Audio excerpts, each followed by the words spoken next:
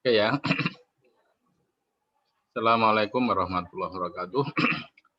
Waalaikumsalam. Pak Reza ya, Bu Umi, Dr. Parwi, Pak Kholis, teman-teman semua yang kami hormati ya. Sekali lagi malah kita panjatkan puja dan puji syukur kehadirat Allah yang telah melimpahkan karunia iman dan Islam serta kesehatan lahir dan batin kepada kita sekalian. Alhamdulillah pada siang hari ini kita bisa hadir ya dalam majelis ini, dan kita berharap pertemuan singkat ini memberikan kebaikan dan keberkahan untuk kita semuanya. Saya langsung saja ingin menyampaikan beberapa hal ya. Saya kira nanti bisa sebagai dasar dari pelaksanaan KKN ya. Pertama saya ingin sedikit menjelaskan apa sih perbedaan antara panduan dan juknis ya. Kalau panduan itu memang masih memungkinkan ya terjadinya adanya pilihan-pilihan, terutama misalnya dalam konteks bentuk KKN ya. Misalnya kalau dalam panduan itu ada reguler, non reguler, khusus itu ya.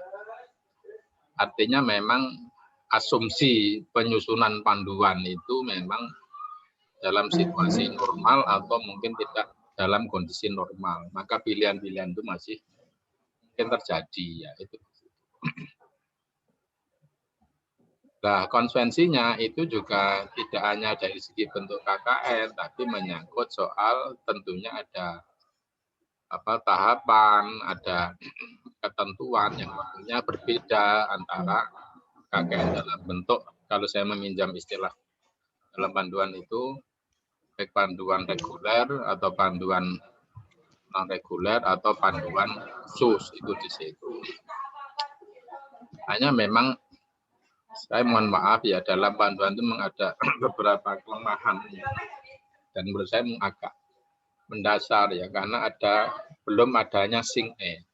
Itu pertimbangan yang pertama ya. Yang kedua, kenapa ini perlu juknis itu kita wujudkan ya. Ya salah satu alasan yang kedua itu adalah belum sinkronnya antara bentuk sama pengelolaannya. Ketika misalnya bentuk itu bicara tentang KKN reguler, KKN non reguler sama KKN khusus, tapi justru pelaksanaannya itu bicara tentang KKN KKN tematik yang justru kurang disinggung di dalam bentuk, atau kalau misalnya belum disinggung secara jelas ya di dalam bentuk itu, di dalam bab 2 itu di situ. Nah, mungkin kalau saya lihat itu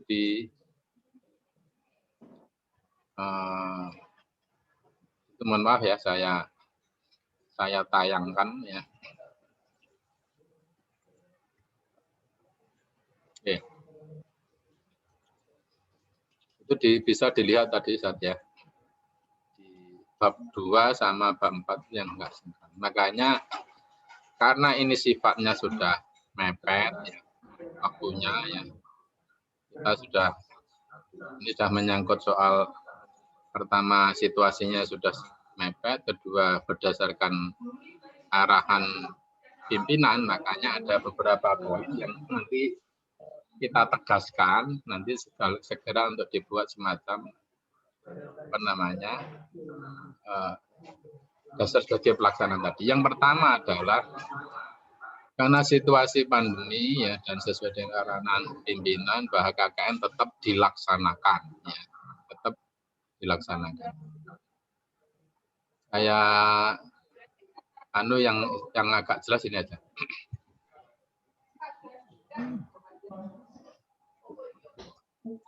Kemudian yang kedua, dari hasil diskusi ya Ustadz Reza, Bu Umi ya dengan pimpinan ya, saya tangkap bahwa nanti dianukan objeknya adalah masyarakat kampus, bukan masyarakat umum ya, karena ada ketentuan karena tidak diperkenankan keluar kampus ya. Makanya mau tidak mau itu yang menjadi objek adalah masyarakat kampus. Makanya supaya tidak terjadi kebingungan baik nanti di kalangan DPR, dosen komponen penting dalam pelaksanaan KKN itu kan ada beberapa hal. Yang satu adalah tim panitia ya. Pertama adalah tim panitia, kedua DPR, dosen pembimbing lapangan, kemudian yang ketiga mahasiswa. Makanya daripada kebingungan, maka kita fokuskan saja, maka jenis KKN itu adalah KKN tematik. Begitu. Nanti biar sinkron dengan soal pengelolaan yang antum tuangkan dalam panduan itu di bab 4. Kemudian penanggung jawab KKN tematik adalah kepala LPPM dan dilaksanakan sepenuhnya oleh PPM atau divisi Abdimas dengan segala daya, kreasi, dan kewenangannya. Istilahnya bahasa ini diringkas dengan otonomisasinya. Itu Satriza. Monggo membuat terobosan, kebijakan, monggo. Ya, hanya nanti harus ada tanjungan saya sama Pak Rektor itu tersentral saja. Nanti aneh kesalahannya biar nanti kepala BPM yang biar monggo segala yang sudah ini. Hanya rujukannya apa? BPM atau divisi Abdimas dalam menjalankan tugasnya dibantu. Mohon maaf ini kurang ya. Satu adalah mestinya adalah tim, ada timnya. Saya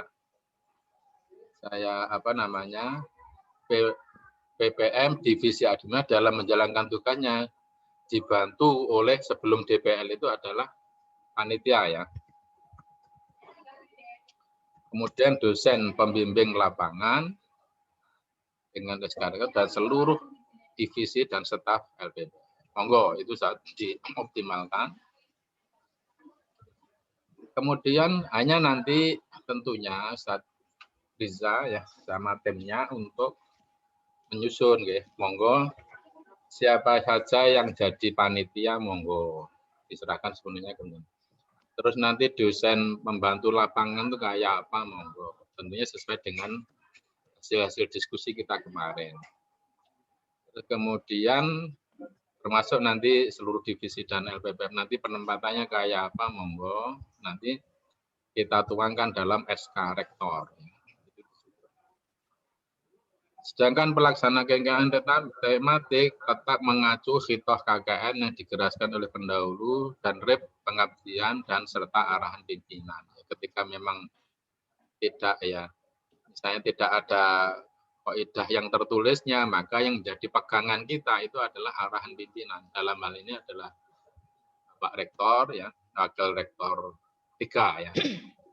Bapak Rektor dan juga Bapak Wakil Rektor 3. Maka kalau nanti tidak ada yang tertuang di dalam ketentuan-ketentuan yang sifatnya tertulis, itu adalah berdasarkan arahan pimpinan tadi. Nah, terkait dengan khitoh itu saya kira sudah dituangkan dalam pengantar panduan, coba saya baca ya, tentang Banca Jiwa Pondok dan sebagainya itu, monggo itu memang harus menjadi dasar kita itu di situ. Sehingga memang tidak boleh keluar dari khitoh ya. Saya menyebut misalnya apa yang sudah digariskan oleh pendahulu kita, oleh Ustadz Nurul Syahid, oleh Ustadz Suyoto, oleh pendahulu-pendahulu sebelumnya. Kemudian tema besar KKN-nya adalah kepesantrenan, Islamisasi ilmu pengetahuan dan pengembangan bahasa Arab untuk berkhidmah bagi bangsa. Itu sesuai yang tertulis di dalam panduan ya. Sedangkan judul masing-masing kelompok terkait tema tersebut dengan menggunakan kata kunci ya, penyuluhan, advokasi, pendampingan, advokasi, yang satu itu pemberdayaan, kata-kata itu. Ini adalah memudahkan kita, karena nanti kalau kita membuat, sebenarnya nggak apa-apa sih kita menawarkan juga nggak apa-apa, tapi kalau nanti kelompok mengajukan itu juga nggak apa-apa. Tapi kata kunci dalam pengabdian itu ya itu saya kira sudah nomenklatur ya. Ada penyuluhan, pendampingan, advokasi itu sebenarnya sudah bagian dari pendampingan. Terus pemberdayaan, pemberdayaan ya. Tapi yang terpenting, yang sama penting maksud saya, formulasinya itu dikonsultasikan dengan DPL, kemudian Kaprodi. Karena saya membayangkan ya, nanti semua judul nanti tersentral ke kita, ya. Ke Ustadz Reza atau Bumi betapa repotnya, gitu. Nanti akan mungkin urusan-urusan lain akan keter gitu loh maksud saya. Makanya ini pentingnya nanti DPL sama nanti kayaknya juga apakah Kaprodi kita undang, monggo. Ya. Tapi judul-judul itu karena Kaprodi itu terkait dengan prodinya. Terus DPL nanti tentunya yang akan mendampingi dari tahap persiapan, tahap pelaksanaan maupun dalam tahap finishing. Oke. Kemudian pelaksanaan dilakukan 3 tahapan. Ini saya ringkas begitu aja. Tahap persiapan, tahap pelaksanaan, finishing, di mana setiap tahapan ada monef dan didokumentasikan dalam bentuk video atau YouTube. Maka pola monef itulah yang nanti disiapkan oleh tim. Ya. Apakah nanti harus tiap hari, apakah tiap pekan, apa tiap 10, itu saya kira tergantung kecanggihan sistem monef kita. Hanya memang nanti monggo saja apakah sistem manual, apakah sistem dengan sistem online ya. Saya kira adalah konvensi dari perkembangan situasi. Saya mencoba merinci, Ustaz. Untuk tahapan persiapan, pertama adalah meliputi satu penyusunan panduan dan juknis KKN tematik. Penyusunan panduan juknis tematik ini bagian dari tahapan persiapan. Maka ini apa yang kita diskusikan hari ini, siang ini adalah menentukan atau nanti berpengaruh terhadap yang lain, karena istilah pembekalan baik kepada tim pelaksana, terhadap DPL, terhadap mahasiswa itu ya panduan dan juknis ini. Makanya nanti pertama yang harus kita selesaikan itu persamaan persepsi kita, gitu tadi tahapannya kayak apa itu loh yang saya maksud. Maka kalau ini nanti sudah selesai persamaan persepsi itu akan memudahkan kita apa yang akan sebagai materi pembekalan pada tim pelaksana ya. Saya dulukan aja tim pelaksana ya. Ini kan tim pelaksana ya. Kemudian yang berikutnya adalah DPL dulu ya. Pengangkatan. Ini saya kira kemarin saya sudah kontak sama Ustadz Rizik itu sedang proses di nanti mungkin bisa dipresentasikan. Timnya siapa, DPL-nya siapa, terus nanti terkait dengan pendaftaran, sosialisasi dan pembekalan mahasiswa. Itu nanti juga terkait dengan juknis yang sedang kita kerjakan. Mohon maaf, juknis saja, panduannya. Terus pembentukan kelompok tadi, kemarin itu sudah diselesaikan, termasuk pemetaan dan penentuan judul. Makanya nanti ini kan ada waktu sekian hari ya, kira-kira judul itu kita selesaikan sampai tanggal berapa, ini bisa kita susun coba tanggal-tanggalnya. Karena ini namanya aja juknis ini. Kemudian untuk tahap pelaksanaan itu meliputi audiensi dengan mitra. Ini pilihan ya, apakah pendampingan, berarti ada pendampingan 1, 2, 3, kalau penyuluhan itu penyuluhan 1, 2, 3, 4 atau gimana. Ya.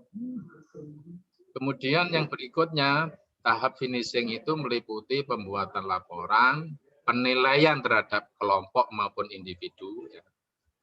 Biasanya kan itu, monggo aja, itu disesuaikan dengan panduan. Ya. Kemudian yang ketiga, evaluasi pelaksanaan. Artinya secara keseluruhan, kalau evaluasi pelaksanaan itu mengevaluasi tim, ya, tim. Nanti yang akan dipertanggungjawabkan kepada pimpinan. Waktu pelaksanaan saya kira sudah konvensionalnya itu akhir Sya'ban sama akhir bulan Ramadan selama 1 bulan. Nah, mengenai ketentuan umum dan khusus atau tata tertib itu monggo di breakdown saja melalui dari panduan itu. Tentunya nanti ada penyesuaian dari usulan saya. Kalau reguler itu seperti itu ya. Tapi kalau tematik itu kayak apa? Tentunya harus kita adakan penyesuaian. Mana yang boleh, mana yang tidak boleh dilakukan. Masuk sampai pada tahap laporannya kayak apa itu saya kira nanti dituangkan dalam bentuk ketentuan umum. Untuk mengakhiri ya saya sudah coba kita reng-reng Ustaz ya. Sabtu 13 Maret ya, ini dalam tahap persiapan ini, Sabtu 13 Maret finalisasi juknis sama nanti tim pelaksananya siapa. Ini nanti Ustaz Riza mohon untuk menyampaikan ya. Kemudian Ahad 14 Maret itu kalau bisa kepemimpinan ya. Kemarin ada pilihan-pilihan ya. 14 atau Senin ya. Monggo nanti disesuaikan ya. Atau setidaknya kalau tidak Ustadz Hamid atau nanti ke Ustadz Umam ya. Atau monggo ya, nanti Reza sama Bu Umi untuk menjadwalkan. Kemudian Sabtu 20 Maret itu pembekalan.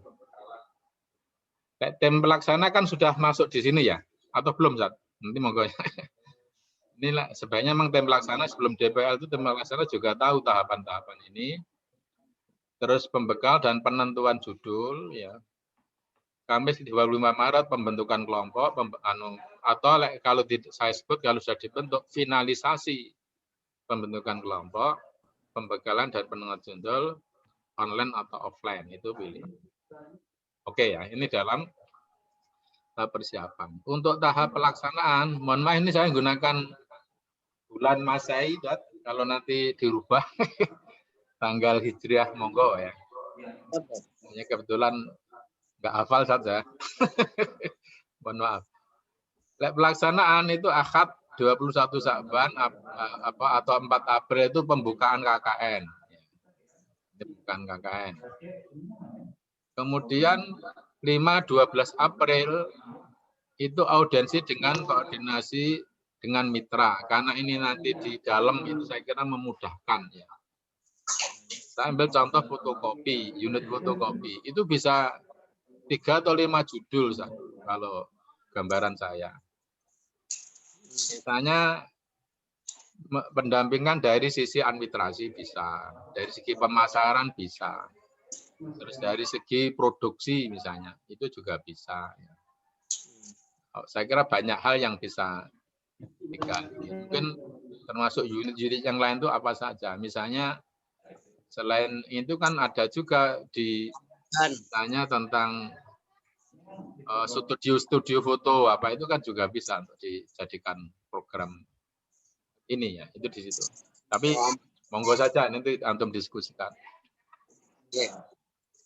Apa yang kita lakukan nanti berarti dalam 5-12 itu ada Monef 1 ya, program 1, laporan 1, dokumentasi 1. Berarti produk dari 5-12 April itu terkait dengan apa? Ada dokumen Monef 1, program, berarti ada programnya 1, ini mohon maaf.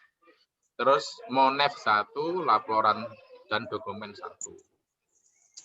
Ini yang 13-20 April itu berarti pekan yang kedua. Ini sama, program 2, Monef 2, laporan dan dokumen 2. Pekan ketiga itu ya sama, program 1, Monef 1, laporan 1, dokumen 1. Lah yang keempat itu nanti dimasukkan dalam tahapan finishing itu kaitannya apa? 1 tentang diseminasi Abdimas. Sebaiknya nanti masing-masing kelompok itu melakukan presentasi hasil dari Abdimas. Kemudian yang kedua laporan akhir ya. Itu kan laporan per pekan per pekan 1, 2 sampai 3 tadi. Nah, ini laporan akhir baik pekan sampai awal sampai akhir pelaksanaan. Kemudian penilaian ya nanti syukur ada reward ya. Misalnya secara personal yang paling baik siapa, kelompok yang paling baik siapa, monggo itu saya kira itu kayaknya tradisi itu sudah turun temurun ya, dan itu baik dilanjutkan. Kemudian penutup ya, apakah nanti dalam acara buka bersama atau monggo itu saya kira sudah hal yang kira-kira itu Ustaz. Sehingga nanti kalau dengan begini antum saya harapkan lebih percaya diri ya dengan pimpinan, dengan panitia, dengan DPL ya.